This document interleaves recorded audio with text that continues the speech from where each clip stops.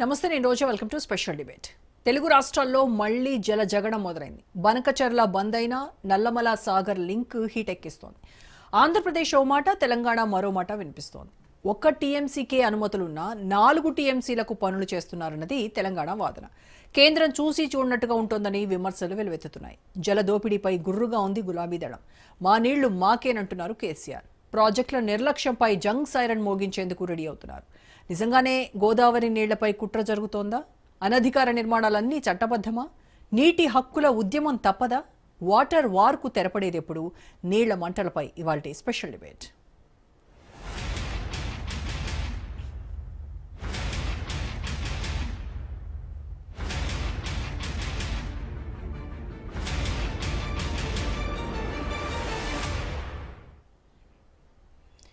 నిన్నటి వరకు బనకచర్ల హీట్, ఇప్పుడు నల్లమల సాగర్ టెన్షన్. ఎవరి వాదన వారిదే, ఎవరి లెక్కలు వాళ్లవే. తెలుగు రాష్ట్రాల్లో నీళ్లు నిప్పులు రాజేస్తున్నాయి. ప్రాజెక్టులు పంచాయతీ పెడుతున్నాయి. ఏపీకి గేమ్ చేంజర్, తెలంగాణకు డేంజర్గా మారుతోంది. ఇంతకీ లింక్ ప్రాజెక్టుతో జల దోపిడీ చేస్తోంది ఎవరు? నదుల అనుసంధానంతో నష్టం ఎవరికి? తెలంగాణ సర్కార్ కార్యాచరణ ఏంటి? ఆంధ్రప్రదేశ్ ప్రభుత్వం వాదనలేంటి అనే ప్రశ్నలు సర్వత్రా వినిపిస్తున్నాయి.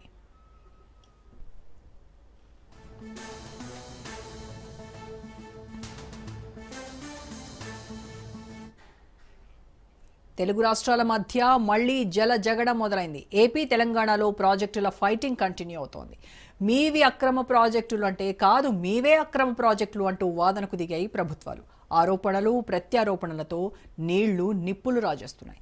ఏపీ ప్రభుత్వం ప్రతిష్టాత్మకంగా చేపట్టిన పోలవరం నల్లమల సాగర్ లింక్ ప్రాజెక్ట్ అగ్గి రాజేస్తోంది. కేంద్రం నుంచి పర్మిషన్లు తెచ్చుకునేందుకు చంద్రబాబు సర్కార్ శరవేగంగా అడుగులు వేస్తోంది.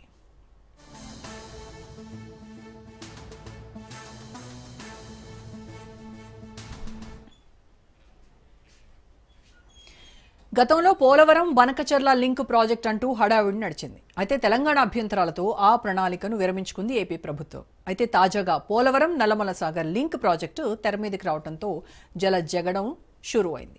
పోలవరం ప్రాజెక్టుకు సంబంధించి టెక్నికల్ అడ్వైజరీ కమిటీ అనుమతులకు విరుద్ధంగా పరిమితికి మించి రెట్టింపు సామర్థ్యంతో నిర్మించిన కాలువలను చట్టబద్ధం చేసుకునే కుట్ర జరుగుతోందన్న భయాందోళన నెలకొంది.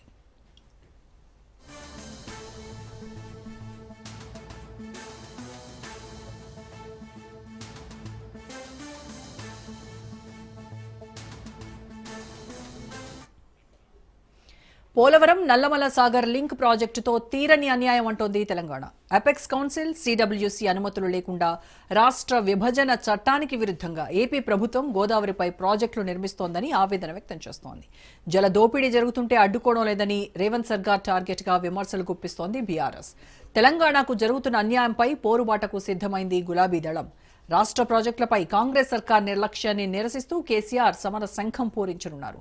డిసెంబర్ 19న తెలంగాణ భవన్లో కేసీఆర్ అధ్యక్షతన కీలక సమావేశం జరగనుంది.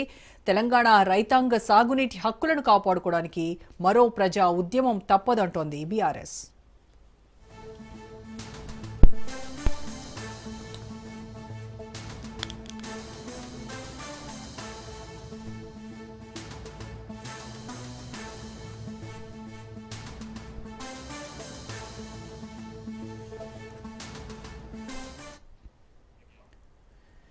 వాస్తవానికి సాగు, తాగు, పారిశ్రామిక అవసరాల కోసం పోలవరం ప్రాజెక్టును నిర్మించాలని 1978లో ప్రణాళికలను రూపొందించింది.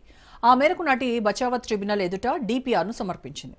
ఆ వివరాల ప్రకారం 150 ఫీట్ల ఎఫ్ఆర్ఎల్తో పోలవరం వద్ద డ్యామును నిర్మించాలి.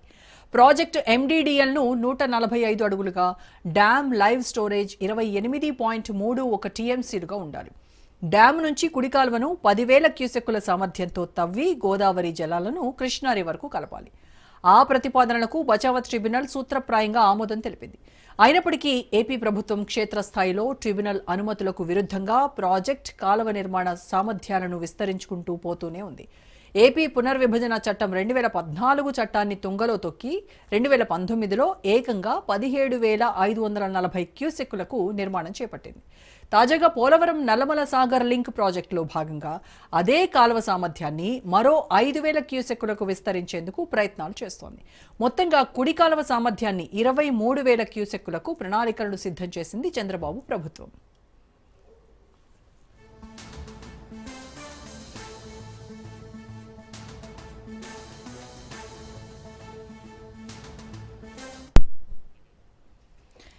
వాస్తవానికి టీఏసీ అనుమతులకు అనుగుణంగా జరిగే ప్రాజెక్టు పనులకే నిధులు విడుదల చేయాల్సి ఉంటుంది. కానీ ఏపీ సర్కార్ ఇప్పటికే టీఏసీ అనుమతులకు విరుద్ధంగా ప్రాజెక్టు నిర్మాణాన్ని చేపట్టి డ్యామ్, లైవ్ స్టోరేజ్ మొదలు కాలువల సామర్థ్యం వరకు అంతకంతకు విస్తరించుకుంటూ పోతోంది.